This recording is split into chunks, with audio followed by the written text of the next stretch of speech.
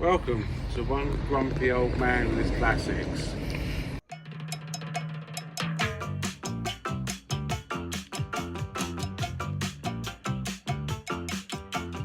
All my friends know the low rider.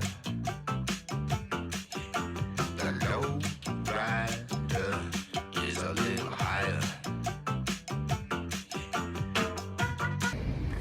Today, on this wet, damp, not very nice day, but anyway, this is the conclusion of the ALFA 156.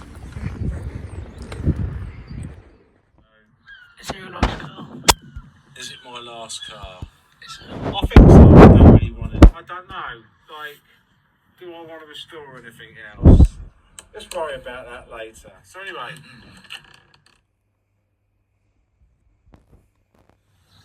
And what do we have here? I know what you're thinking. It's an ALFA ROMEO. And it's rusty. I think it's time we started on the ALFA 156.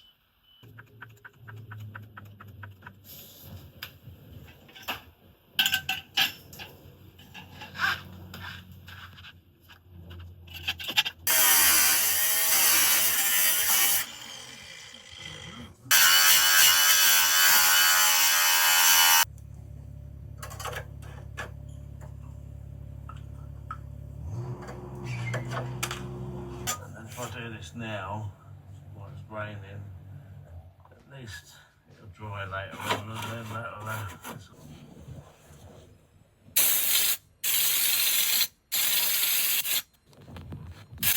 try and work my way around slowly without too much distortion. I'll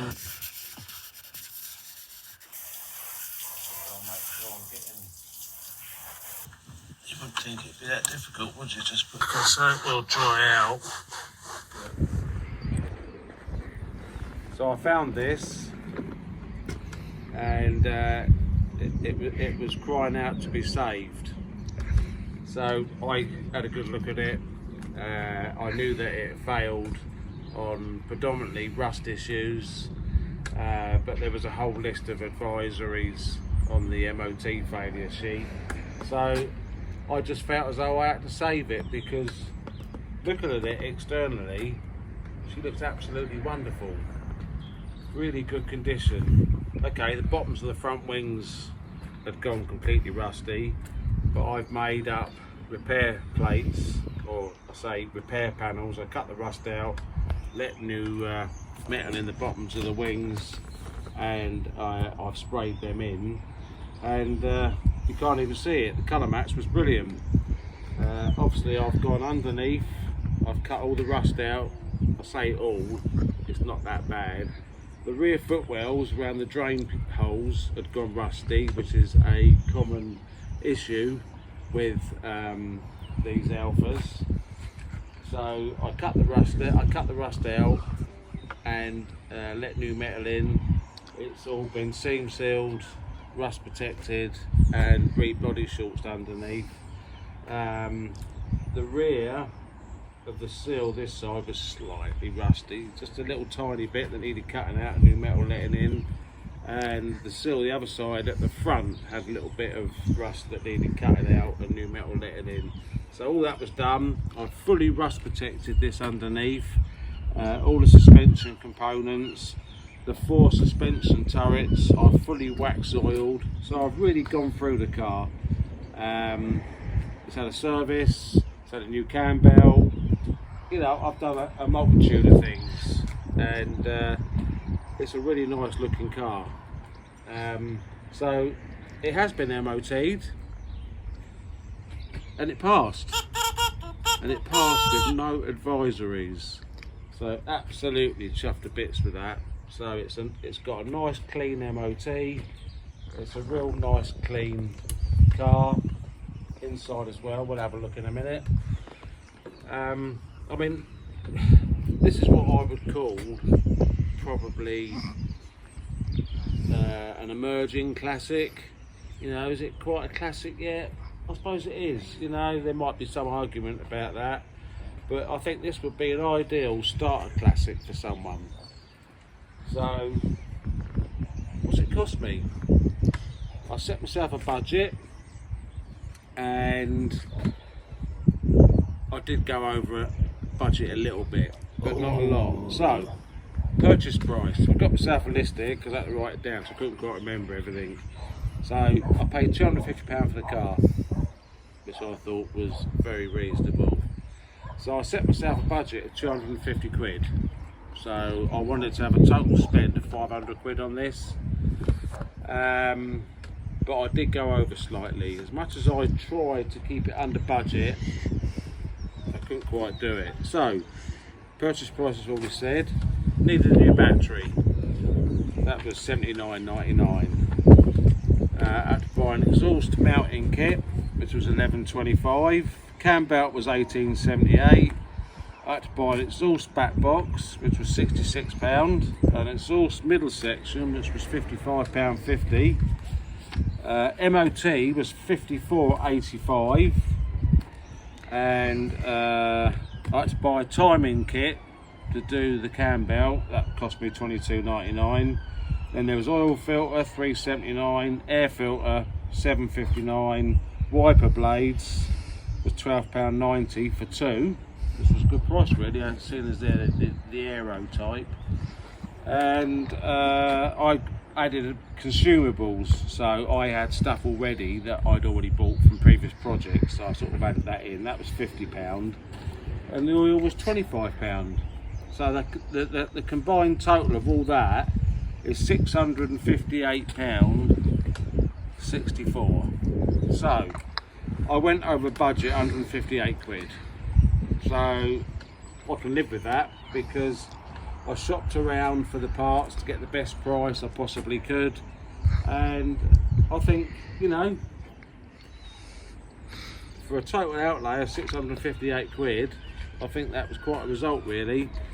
And how much do you think it would go for? Well, trying to value it was very difficult because these particular cars, the ones that have survived the most are the V6 models and the diesel models. So the lesser models, the 1.8 twin spark and that type of thing, they're not so common. And when I tried to value it, I went online, I went on all the different sites trying to find cars of like similar spec and this size engine, and there's none for sale. So I've sort of, you know, and I think, you know, I've got it insured on a classic car policy, and between myself and the insurers we agreed $17.50 was a fair price to value it at. So yeah, $1,750. So I am going to sell it, and once we get a bit of better weather, I'm going to give it a nice clean, get some good photos, and I'm going to stick it on Car and Classic.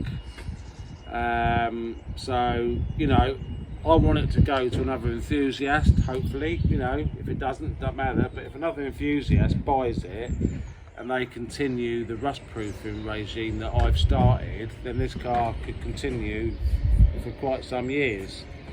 So I'm not in it for loads of money. You know, I want to get my money back plus a bit of a drink for myself. So $750, so 750 quid buys it. You know, there's no offers on it at that price. $750, take it away. Anyway, do you like to come and have a look at it, quick look inside? It was already in very good condition. I've just given it a thorough wet vac clean, done the seats and everything, and it's, you know, it's a really good example. There's no wear on it at all really. I mean, if anything, it's probably sun bleached slightly, but you know, it is a 23-year-old car, but it's very nice. If we just have a quick look in the front, and you know, there's a little tiny bit of thread there. I can trim that off actually, but the bolsters on the seats are in excellent condition. There's no more sticky plastics in the car. I've cleaned all that stickiness off.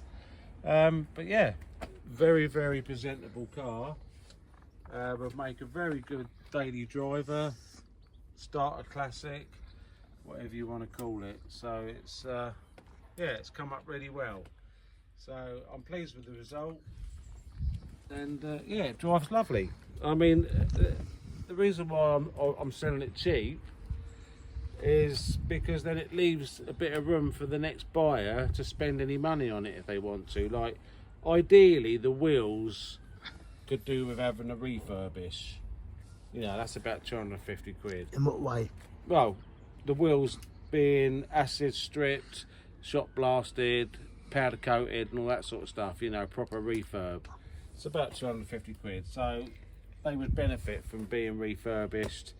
I mean, the discs and pads are absolutely fine, and because it's been sat around a bit, they did have a slight bit of corrosion on them.